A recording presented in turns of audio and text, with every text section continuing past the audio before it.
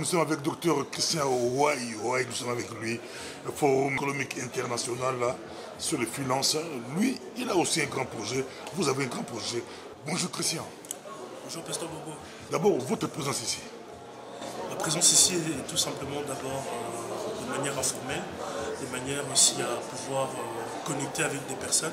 Et bien sûr, j'étais venu pour un atelier spécialement sur les grands financements, des grands projets.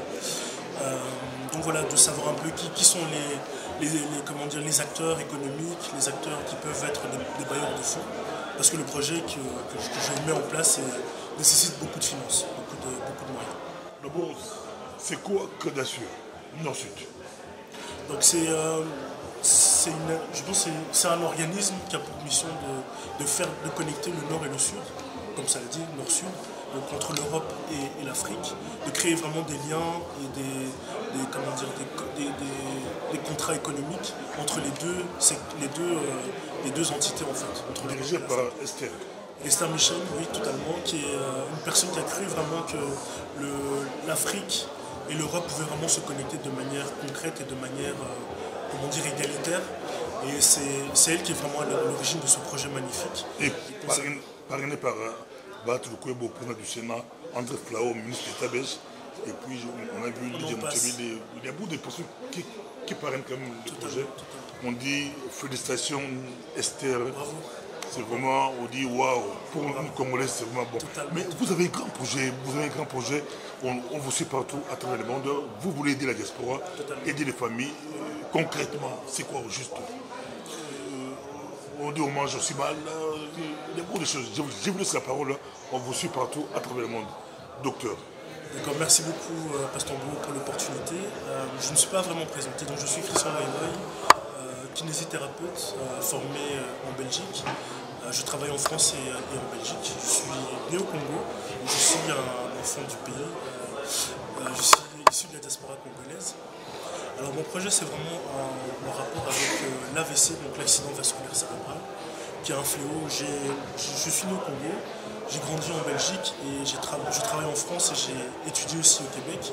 Et dans tous ces pays, le point commun c'est que l'AVC est un fléau qui touche tout le monde.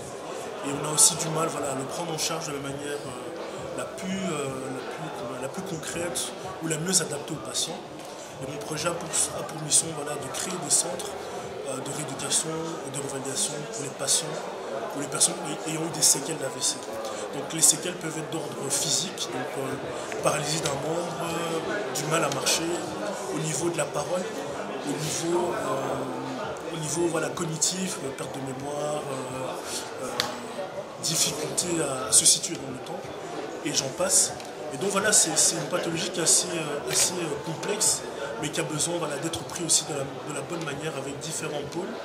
Et donc c'est là que je veux vraiment mettre en place ce centre, avec une prise en charge qui est pluridisciplinaire. Et il y a un aspect vraiment que je voulais souligner, c'est le côté aussi psychologique. On peut avoir par exemple une personne qui a fait un AVC, qui était secrétaire, et qui va, du jour au lendemain, va perdre son travail par incapacité. Et cette personne risque de s'isoler, de se sentir inutile. C'est vraiment ça aussi qui caractérise certains, ou la plupart des patients ayant eu un AVC, c'est qu'ils se sentent inutiles. Et c'est là qu'on vient vraiment donner un soin aussi psychologique, bien sûr physique, qui est la kinésithérapie, mais aussi c'est la manière de rendre la personne autonome et de permettre dans un futur proche comme lointain de pouvoir vraiment se réintégrer dans la société. Et cet aspect social est très important. Cet aspect psychosocial est vraiment à prendre en compte. Et malheureusement, nous qui sommes de médias africaines, quand quelqu'un a un handicap, on a tendance à le laisser un peu dans son coin, surtout les personnes âgées. Et je pense que c'est important vraiment de pouvoir avoir ce regard, et ce regard avec de multiples facettes. Et aussi cet aspect que j'ai toujours noté par rapport à la prise en charge ou par rapport à la relation d'aide ou la relation qu'il y a entre les membres des ethnies africaines, c'est qu'en fait, ce que l'Europe nous reconnaît, c'est qu'on prend soin de nos aînés. On prend soin de ces personnes âgées, on les respecte, on ne les met pas dans des coins, on ne les met pas dans des maisons de retraite. Et ça, je pense que c'est important dans un traitement, dans une prise en charge. C'est vraiment d'avoir ce côté de compassion, de compréhension, de patience. Et les patients ne sont pas juste des numéros, ils ne sont pas juste des individus comme ça lambda. C'est vraiment d'avoir ce regard de bienveillance en fait envers ces patients. Donc voilà, en gros c'est un peu ça. Donc c'est Bombaker qui est une société de droit congolais qui a cette mission vraiment de prendre en charge les séquelles d'AVC à Kinshasa et dans tous les pays africains par le futur. Donc vous comptez travailler en Afrique? Je compte travailler en Afrique et d'avoir ces structures. Donc ici, il y a déjà assez de structures. Oui, il y a assez de structures, mais il y a vraiment cette philosophie, si j'ai envie de dire, peut-être philosophie même un peu Ubuntu, c'est que l'être humain est au centre du traitement. C'est vraiment l'être humain est au centre du traitement. C'est pas on parque des gens dans des salles, dans des coins pour voilà, on s'occupe une fois vite fait, mais vraiment l'être humain, la personne, le patient est au centre du traitement. Il y a vraiment ce regard de bienveillance et de compréhension. Vous avez un site internet où on peut vous contacter, une page Facebook, Instagram. Vous pouvez nous retrouver sur Facebook. Alors c'est TechCare by Bombaker, Tech T-E-C-H, virgule C-A-R-E, TechCare. Bombaker c'est B-O-M-C-A-R-E. On est aussi sur Instagram, c'est Bombaker, comme vous l'entendez, comme ça s'écrit. On est aussi sur LinkedIn, c'est Bomba, et puis tiré C-A-R-E, Care, donc Bombaker. Vous pouvez aussi nous trouver sur LinkedIn. Et donc voilà, il y a beaucoup de moyens de nous contacter via les réseaux sociaux.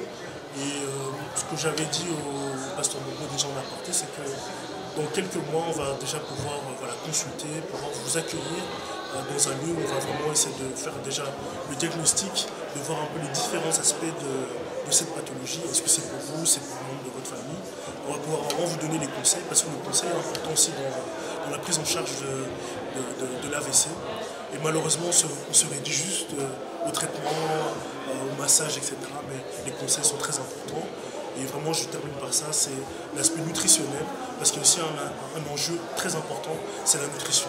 C'est soit on est mal alimenté, on pense que manger très sucré, enfin très riche, c'est une marque de richesse justement. Non, il faut manger équilibré, peut-être moins de féculents, moins de gras, moins de sucre, mais tout simplement pour avoir vraiment éviter justement les séquelles ou les facteurs de risque qui sont l'hypertension, qui est vraiment un tueur silencieux. On a tous les problèmes cardiovasculaires qui sont liés par exemple au diabète et une pathologie qui est souvent pas toujours associée à l'AVC, c'est la drépanocytose. C'est la drépanocytose et malheureusement dans notre communauté on a beaucoup de patients qui sont drépanocytaires. Et pour la petite histoire, c'est que juste le sang et la forme du sang n'a pas la bonne forme en fait pour capter l'oxygène. Donc en fait ça risque de boucher les tuyaux et ça crée justement cet AVC malheureusement. Donc voilà, j'ai beaucoup parlé, mais j'espère vraiment pouvoir avoir l'occasion d'être mis en contact avec vous qui nous suivez. Je remercie le pasteur beaucoup pour l'opportunité, pour voilà, la visibilité. Donc voilà, vraiment c'est un projet pour vous, c'est pour nos familles, c'est pour les générations actuelles, futures, passées bien sûr, et c'est vraiment un projet à faire. Ça ne va pas s'arrêter comme ça. On pense vraiment à nos mamans, à nos papas, nos grands-mères, nos oncles, nos tantes, etc. Donc voilà. Merci.